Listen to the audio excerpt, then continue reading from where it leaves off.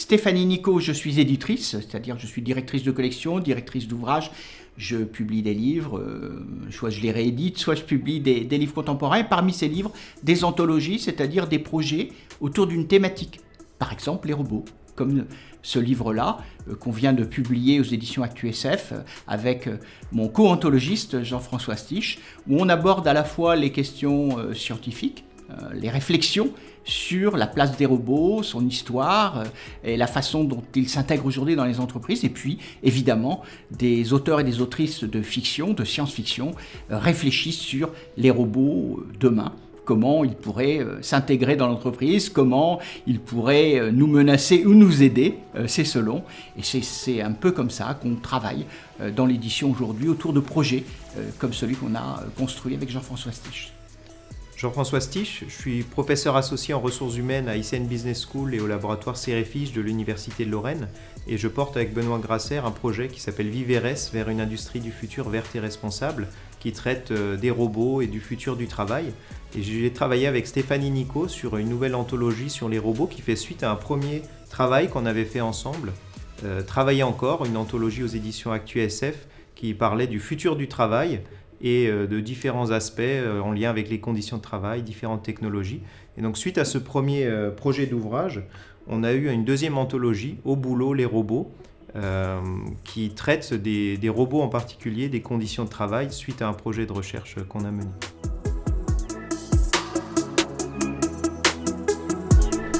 Alors donc déjà on avait ce premier ouvrage qui portait sur le futur du travail au sens large, avec un volet conditions de travail mais un volet technologique qui était assez varié. Sur ce nouvel ouvrage, on est plus spécifiquement sur les robots et les conditions de travail dans le cadre d'un projet qui s'appelle Viveres, vers une industrie du futur verte et responsable. Titre personnel peut-être parce que dans le temps j'étais professeur de lycée professionnel et que évidemment le rapport entre le travail, l'emploi, les entreprises et puis la fiction, la réflexion, la littérature, c'est quelque chose qui m'a intéressé de longue date. Et puis aussi parce que je pense qu'aujourd'hui, avec toutes les problématiques qui se posent et toutes les réflexions qu'on peut avoir sur ces questions, évidemment la littérature de science-fiction c'est la meilleure pour traiter ces questions-là. Et donc nous on avait aussi un intérêt d'un point de vue recherche parce qu'en fait on s'intéressait aux attitudes des gens envers les robots, leurs craintes, leurs espoirs éventuels. Donc en fait on a pu l'étudier à la fois avec des méthodes classiques de recherche, mais l'approche fictionnelle, notamment la réalisation d'ateliers d'écriture, de science-fiction auprès de personnes dans des usines, auprès d'étudiants, nous a permis d'avoir une autre perspective aussi sur qu'est-ce qu'ils attendaient pour leur futur, avec ou sans les robots. Alors oui, parce qu'on a déjà des actions qui sont faites autour de la prospective dite stratégique, alors là qui relève plutôt des directions, des consultants, etc. Là on est dans une approche qui est plutôt une approche de prospective créative, qui va s'adresser à tout à chacun, que tout salarié de l'entreprise peut utiliser, peut mobiliser. Donc tout le monde a en fait voix au chapitre sur ces sujets un peu stratégiques, par le biais de la fiction. Donc pour nous, c'était ça qui était l'intérêt principal. Et on a vu d'ailleurs dans l'usine où on est intervenu, auprès des publics où on est intervenu, ces ateliers qui pouvaient apporter des changements aussi, peut-être dans les pratiques, dans la perception des robots. Vous verrez aussi dans l'anthologie Au boulot les robots une interview d'un chef d'entreprise. On a l'impression que c'est un exercice imposé. En fait, c'est extrêmement intéressant parce qu'il dit clairement, je ne suis pas au départ un grand lecteur, je ne suis pas spécialement un passionné de science-fiction, j'y croyais pas trop à tout truc. Et puis finalement, ça s'est révélé extrêmement intéressant pour les salariés, pour les cadres, pour l'entreprise, et ça a même produit des résultats. Donc je trouve que ça, c'est la meilleure réponse qu'on peut faire à est-ce que c'est pas un peu artificiel? Pas du tout. Alors on le voit dans l'anthologie déjà de plusieurs manières. Donc dans cette anthologie, on a à la fois des textes de fiction écrits par des auteurs, des autrices professionnelles. On a aussi quelques éclairages qui sont issus de nos résultats de recherche. Donc ça, on a pu voir peut-être dans nos travaux de recherche quand on a étudié des utilisateurs, des utilisatrices de robots, et donc particulièrement de cobots, robots collaboratifs dans les usines.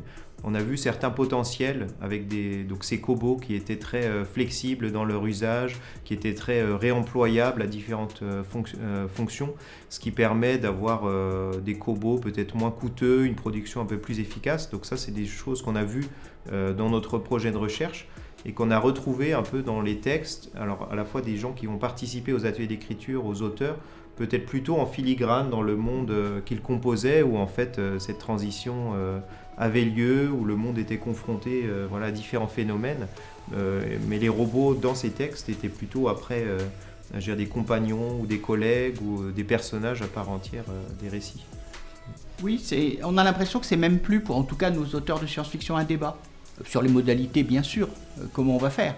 Mais c'est un acquis. Et ça se voit, par exemple, je pense au texte de Floriane Soulas, qui est un texte tout en subtilité. Floriane est une des meilleures autrices de science-fiction de sa génération, et en même temps, c'est une jeune femme qui a un doctorat scientifique, donc c'est quelqu'un qui travaille dans l'industrie aujourd'hui. Et elle aborde ça dans à la fois une modernité et je dirais une sobriété. La production, l'entreprise n'est pas évidemment nécessairement l'ennemi justement de l'écologie, d'une production verte. En tout cas, c'est l'avenir qu'on souhaite.